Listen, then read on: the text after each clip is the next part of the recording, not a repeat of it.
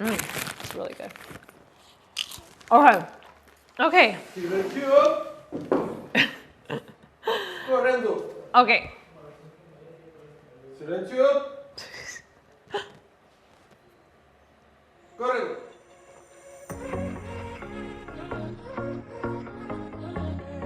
Hi fam, and welcome to part 1 of the series, Eat This, Not That. Today we're gonna review some common foods that you probably have in your pantry, and we're gonna look at the healthier options. So next time you go to the supermarket and buy your foods, you can make better decisions. If you like these types of videos, give it a thumbs up. Let me know in the comments below, and don't forget to subscribe. It's absolutely free, and I upload videos every single week, inspiring you and motivating you to lead a healthier life.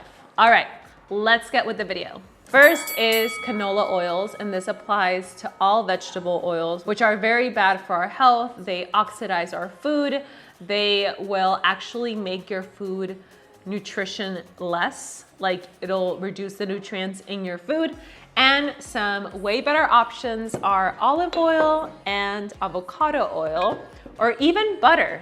So when you're cooking food, you wanna go for these rather than these. Try to avoid it. It's highly processed and people use it because it's very cheap to make, but our body really doesn't process it well. It will clog our arteries, and it might be cheap right now, but in the long run, it's gonna be expensive. So look out for it in your ingredients. If you're gonna cook with oil, make sure it's oil that comes from a whole food, that's nutritious, that has minerals, antioxidants, like these options. So natural oils win and vegetable oils out. Another very common food is bread. We all love bread, honestly. Well, not everyone, but I love bread. And the thing is that a lot of these breads, they're marketed as something really healthy. You look at it and it says whole wheat, whole grains, but then you turn it around, and here's where the important thing comes for when you're shopping. Look at the nutrition labels, check what it has. It has wheat flour, water, gluten, sugar, soybean oil. So right off the bat, you don't want this in your body. This is a whole grain that contains fiber that will improve your digestion. The only ingredients in this bread is rye, water, yeast, and salt. That's it. It's actually locally made, and it's not full of preservatives to preserve your food to have a longer shelf life. This is not gonna last as long, but it's gonna be a lot better for your health, and it's even gonna be tastier. It's not gonna taste processed, and you can even see it in its color and its smell, fresh, and it's gonna taste good. Let's try it. Yes, you might get some fiber in here, but you're also getting a bunch of fat and sugar from the other ingredients that you don't want in your body. So local, less processed, whole ingredients for the win. Also, I want to note that bread is not bad. So many people say, oh, bread, you should just cut out bread, cut out carbs. It's about the quality of bread, the type of bread that you're eating. Another substitute for bread, if you really don't want bread, is rice cakes. Rice cakes are amazing. This is just brown rice, puffed, that's it. It's a very low calorie food, and you can use it just as you use bread. It might be a little difficult to make a sandwich out of this, but if you're making like avocado toast, you can also use rice cakes. I eat them all the time. Cereal is another very common food that a lot of people eat, popular for breakfast, snack, or dinner. You might look at this cereal box and be like, oh, it has raisins, it has fiber, but you turn it around and you see that it's full of sugar. It's actually packed with sugar to make it taste good. Another better option is to make your own cereal at home. You can make your own muesli. You can just use rolled oats, some coconut flakes, cacao nibs, some monk fruit sweetener, and you'll have your natural cereal. It's gonna be made from whole foods, it's gonna have fiber, it's not gonna have all the added sugar, and it's gonna be so much more nutritious for you. And it will actually give you energy, it will make you feel better, it will make you look good, it will make your skin look better, your hair look better, your mood, everything will improve. It's not gonna come from a highly processed food, a box, packaged whole foods. Sugar. Cane sugar is a very popular ingredient. We see it in many foods. And cane sugar is actually a better option than just regular sugar. But I personally like to use stevia or monk fruit, which is a natural sweetener that doesn't have sugar. So the type of sugar that you eat is not bad, but I believe that getting sugar from natural sources like fruit is gonna be a lot better than from a processed kind of sugar. And I kind of like to save this kind of sugar for when I want a treat, for when I want an ice cream or a chocolate or a dessert or something like that once in a while. But for the day-to-day, I recommend that you use stevia or monk fruit or erythritol, something that does not have sugar, that is a natural sweetener. Okay? And that's gonna be better for your health. And if you're trying to lose weight or reduce inflammation in your body, it's gonna be the best. Flour is another very common ingredient that we use in baking, maybe in pancakes or waffles, or a lot of other things. Some better options for flour are garbanzo bean flour and coconut flour. So garbanzo bean flour is great for baking. So if you're gonna make like waffles or cakes or cupcakes or cookies or something, garbanzo bean flour is amazing, and the only ingredient here is garbanzo beans. It is also gluten-free, which your body will process it a lot better. This has gluten, it's more processed, and coconut flour is amazing as well. It's great in baking and pancakes, waffles. So when you're gonna use flour, definitely check out garbanzo beans, coconut flour, almond flour. There's even quinoa flour. There's so many different types of flour that will give you more nutrition, that your body will digest better, and that will be gluten-free. So whole foods flour win over processed regular flour. Another food that's super common is instant oats. Now you might think that instant oats are healthy. You're like, oh, it's vegan, it's plant-based, but then you look at the ingredients and it's oats, sugar, natural flavor, and salt. So you wanna avoid, for the most part, anything that has natural flavor, because you don't really know what's going into it. Like, they're putting flavor to make it taste a certain way that is not natural. Like, they say that it's natural, but it's not natural. The best alternative is gonna be just simple rolled oats. It's a whole food, that's all that it contains. It doesn't have added sugar, and you can sweeten it with stevia, with cinnamon, with fruits. I have so many recipes here on my channel of oatmeals, of overnight oats, and you can make it a day before to have it ready for the next day. You're also gonna buy less packaged, less processed. Your body's gonna digest it better, and you're actually gonna get all of the benefits from the oats without the added fillers. Next food is popcorn.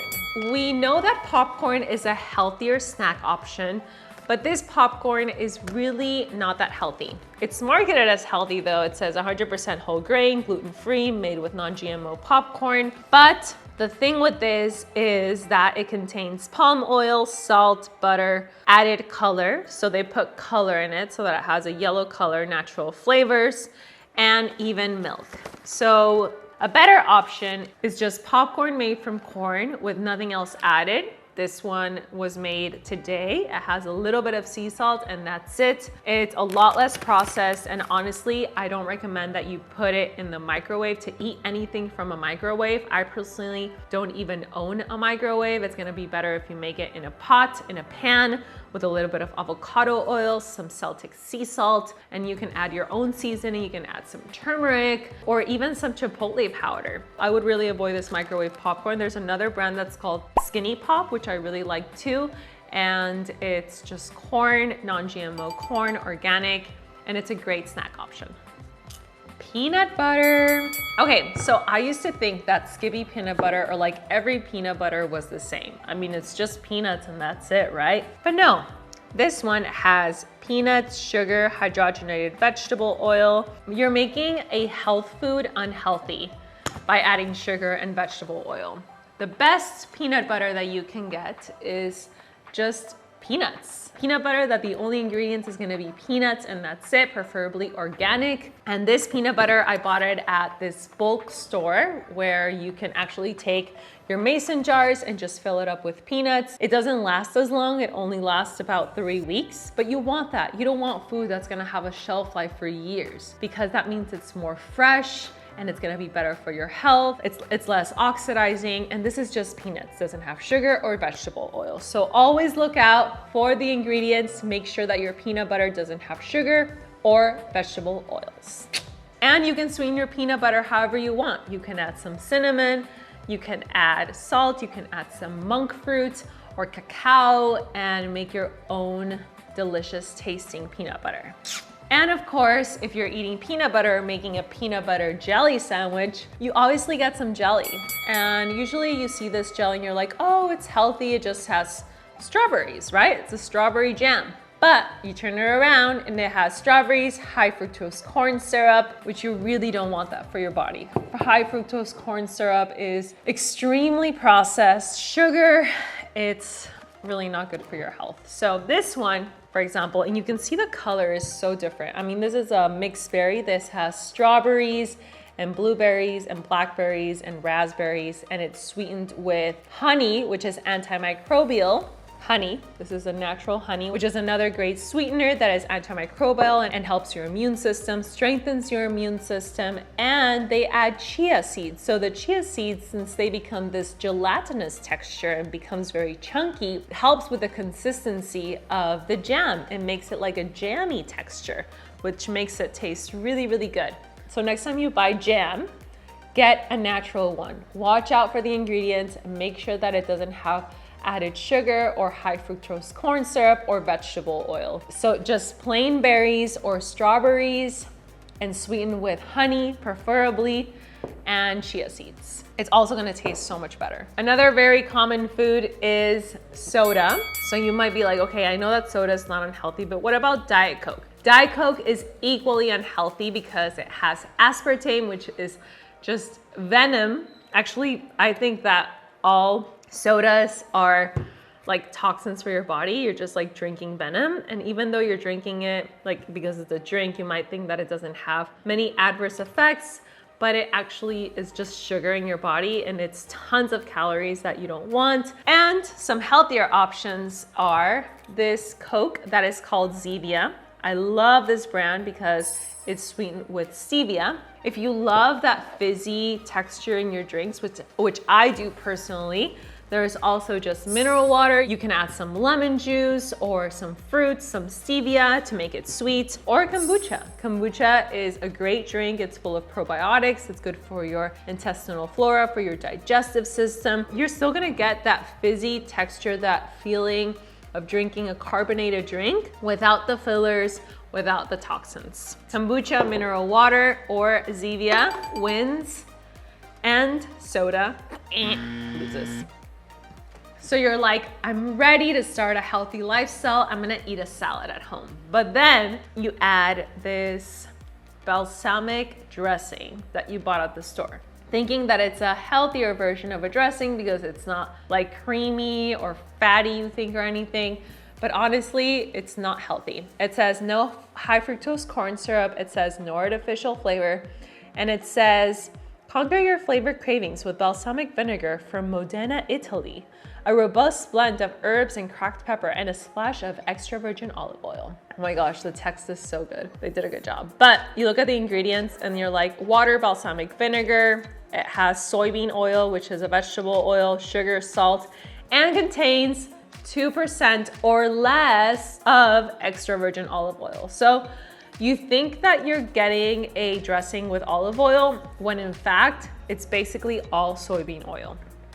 A better option is making your own dressing at home using actual extra virgin olive oil, which is gonna be the best type of olive oil that you can get, with some balsamic vinegar, some organic balsamic vinegar that has wine vinegar and organic concentrated grape must, which is basically the juice of the grape with the seed and with the skin. It makes it very concentrated. So you can mix both of these, maybe a tablespoon of olive oil, a tablespoon of balsamic, some salt, pepper, and that's it. That's really all you need. Made at home. You can make a lot of it, put it in a jar, and have it for the week. That's the end of part 1 of this series. Stay tuned for part 2 coming very soon. See you guys in the next one. Bye.